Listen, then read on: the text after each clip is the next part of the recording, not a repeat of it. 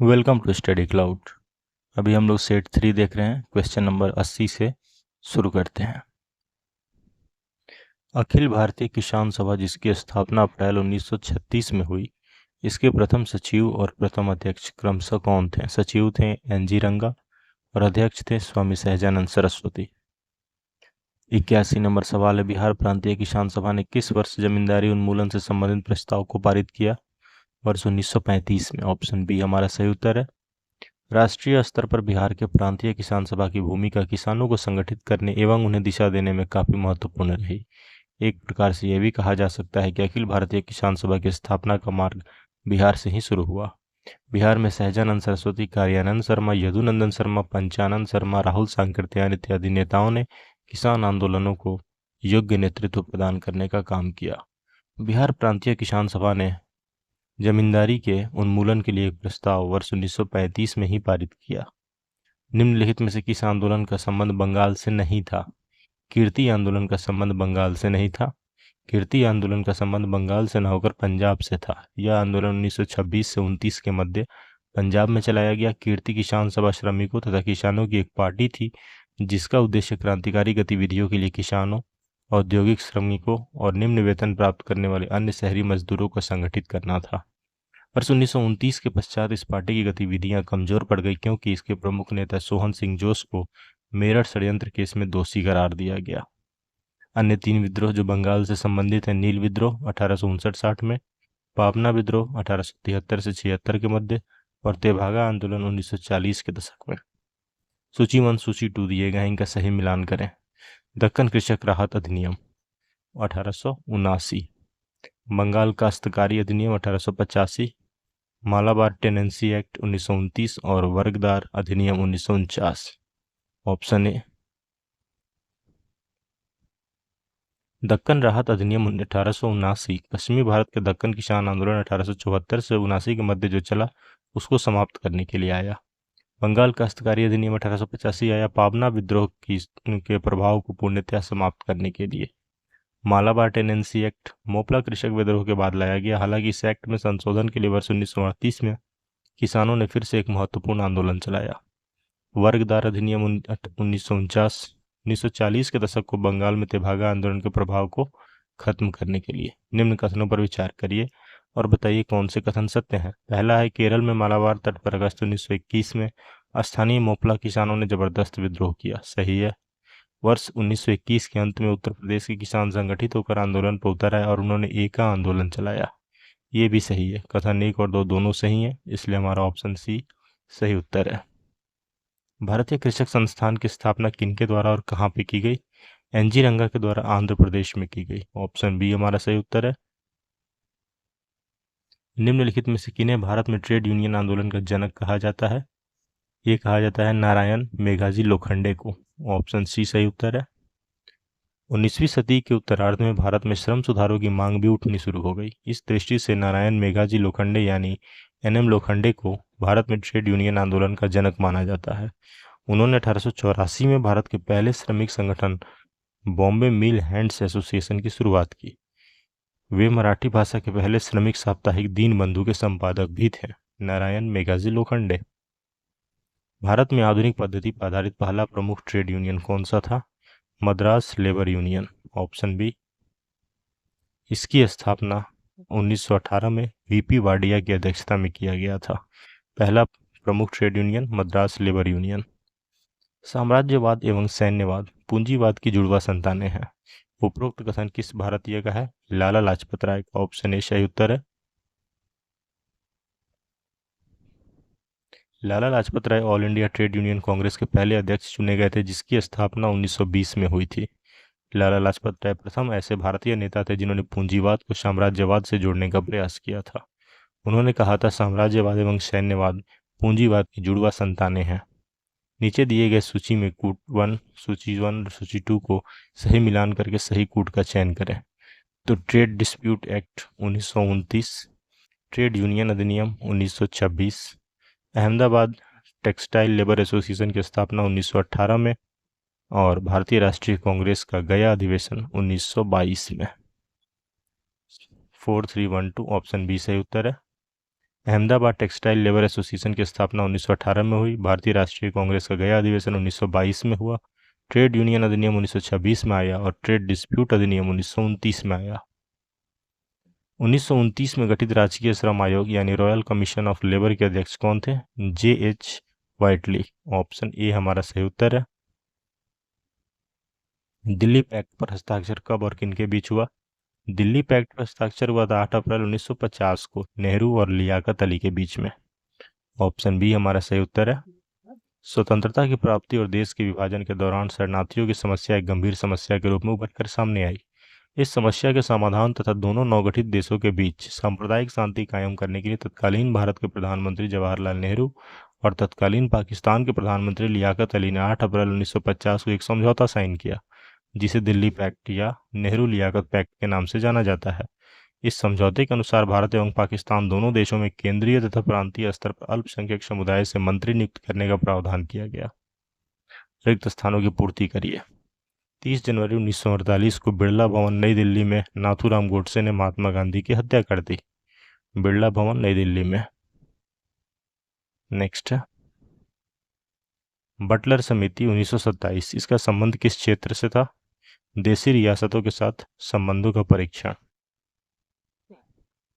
इस समिति की प्रमुख सिफारिशें थीं सर्वश्रेष्ठता अर्थात ब्रिटिश क्राउन सर्वश्रेष्ठ ही रहनी चाहिए तथा उसे बदलती हुई परिस्थितियों के अनुकूलन अपना दायित्व निभाना चाहिए। दूसरा था वायसराय रियासतों के संबंध संचालन हेतु क्राउन का प्रतिनिधि होना चाहिए। और तीसरा, भारतीय रियासतों को उनके शासकों की अनुमति के बिना किसी ऐसे भारतीय सरकार को नहीं सौंपना चाहिए जो भारतीय विधानसभा के प्रति उत्तरदायी हो। सूची 1 सूची 2 दिए गए हैं, सही मिलान करें। एक समान संघ की नीति 1935-1943, अधीनस्थ पार्थक्य की नीति 1813 से 1857, घेरे की नीति ये सी 1765 से 1813 और अधीनस्थ संघ की नीति 1857 से 1935। 4213 भारतीय रियासतों के प्रति ब्रिटिश नीति के अधीन तथा 1858 के बाद सीधे ब्रिटिश सरकार के अधीन कई चरणों से होकर गुजरा।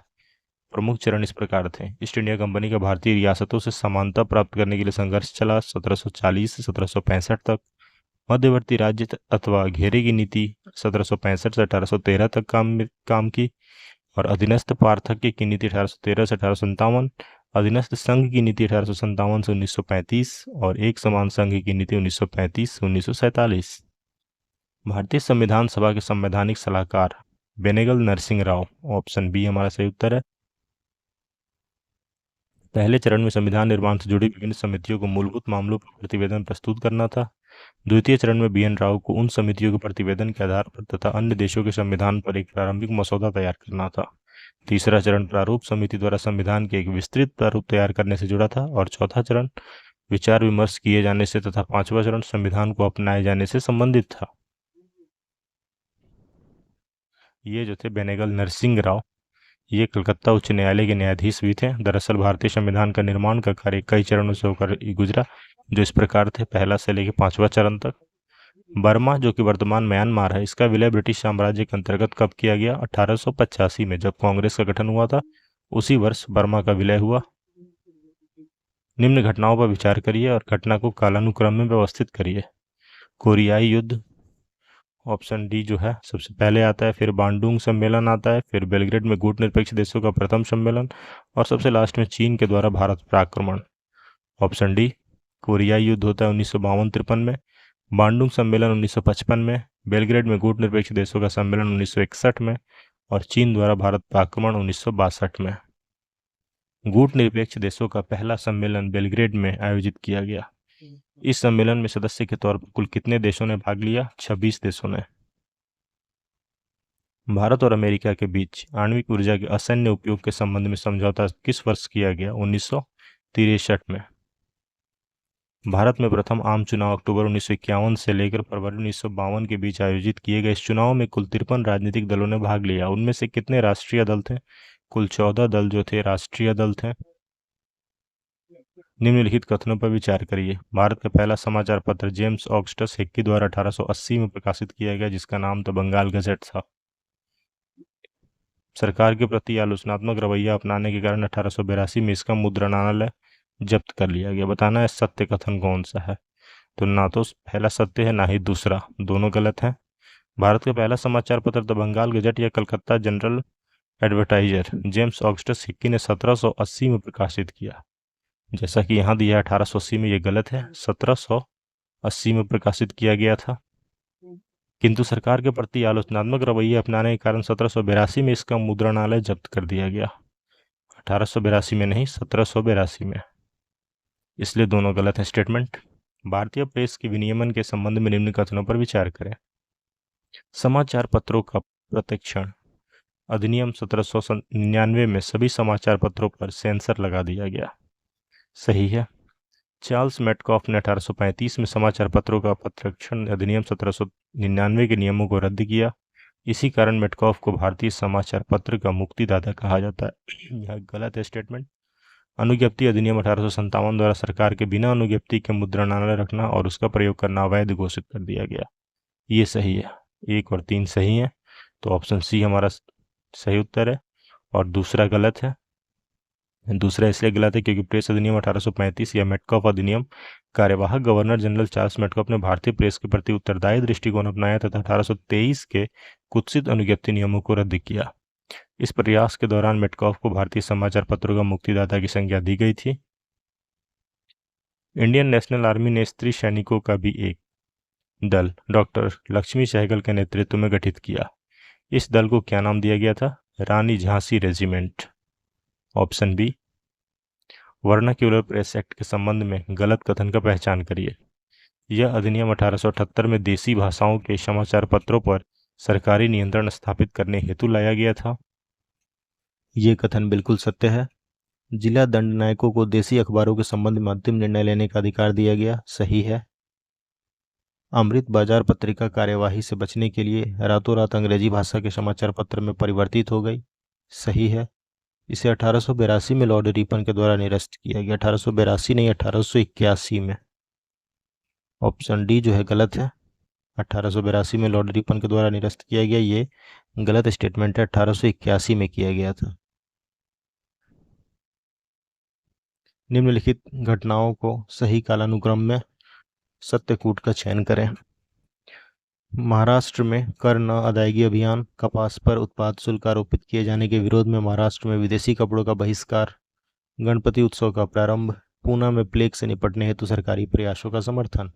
सबसे पहले होता है गणपति उत्सव का प्रारंभ, इसके बाद कपास पे उत्पाद शुल्क आरोपित किए जाने के विरोध में महाराष्ट्र में विदेशी कपड़ों का बहिष्कार, इसके बाद महाराष्ट्र में कर न अदायगी अभियान और लास्ट में पूना में प्लेग से निपटने हेतु सरकारी प्रयासों का समर्थन। Option B 3214। तिलक ने 1893 में गणपति उत्सव एवं 1896 में शिवाजी उत्सव प्रारंभ करके लोगों में देश प्रेम की भावना जगाने का प्रयास किया। 1896 में इसके बाद कपास पे उत्पाद शुल्क आरोपित करने के विरोध में उन्होंने पूरे महाराष्ट्र में विदेशी कपड़ों के बहिष्कार का अभियान चलाए। फिर 1896-97 में उन्होंने महाराष्ट्र में ही कर न अदायगी अभियान चलाया और किसानों से आग्रह किया कि फसल बर्बाद हो जाने की स्थिति में वे सरकार को लगान अदा न करें। 1897 में पूना में भयंकर प्लेग फैला। यद्यपि तिलक प्लेग से निपटने के सरकारी प्रयासों के समर्थक थे, तथापि इस संबंध में सरकार द्वारा उठाए गए कदमों का लोगों ने तीव्र विरोध किया।